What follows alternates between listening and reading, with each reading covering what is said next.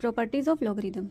सबसे पहली प्रॉपर्टी है log of one. Log of one हमेशा जीरो होता है, ए की वैल्यू जीरो से ज़्यादा होनी चाहिए। फॉर एग्जाम्पल अगर हमारा 5 बेस है, अगर हम 5 की पावर जीरो करते हैं तो वो हमेशा 1 आती है, तो लॉग ऑफ वन हमेशा जीरो होगा। लॉग ऑफ बेस, अगर आर्ग्यूमेंट और बेस सेम है तो पावर हमेशा 1 आती है। जैसे ए की अगर हम 1 पावर करेंगे तो वो इक्वल टू होगा ए की। 7 की अगर हम पावर 1 करेंगे तो वो इक्वल टू होगा 7 की। लॉग ऑफ पावर, लॉग और एक्सपोनेंट हमेशा एक दूसरे के रिवर्स होते हैं। अगर बेस और आर्ग्यूमेंट सेम है तो हमारी पावर हमेशा आर्ग्यूमेंट की पावर के इक्वल होगी। जैसे बेस 2 और 2 की पावर 5, तो बेस और आर्ग्यूमेंट सेम है तो हमारी पावर आर्ग्यूमेंट की पावर के इक्वल होगी। बेस रेज्ड टू लॉग, अगर लॉग लेने के बाद वापस उसको बेस का पावर लगा दो तो वो ओरिजिनल नंबर के बराबर हो जाती है। जैसे हमारे लॉग 100 की वैल्यू 10 होती है, अगर हम वापस बेस लगाकर और लॉग को पावर बना दें तो वो हमारा ओरिजिनल नंबर के इक्वल हो जाती है। लॉगरिदम के कुछ लॉज होते हैं। सबसे पहले प्रोडक्ट लॉ, अगर log xy दिया हुआ है तो हम उसे log x plus log y लिख सकते हैं।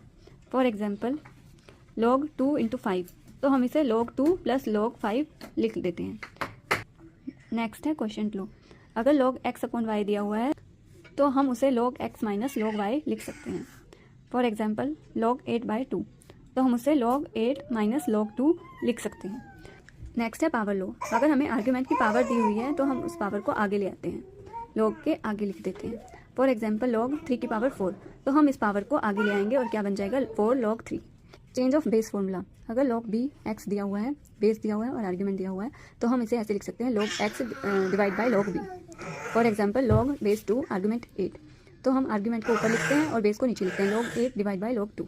अब हम log के कुछ एग्जाम्पल्स देखते हैं। सबसे पहले इवेल्युएट log 32, तो बेस हमारे यहाँ 2 दिया हुआ है और हम 32 को पावर्स में ले लेते हैं। 2 की पावर 5 हमारा 32 के इक्वल आता है। हम लॉ ऑफ पावर यूज़ करके 5 को आगे लॉग के आगे ले आएंगे मल्टीप्लिकेशन में, और यहाँ पर रह जाएगा 2, बेस 2 और आर्ग्यूमेंट 2।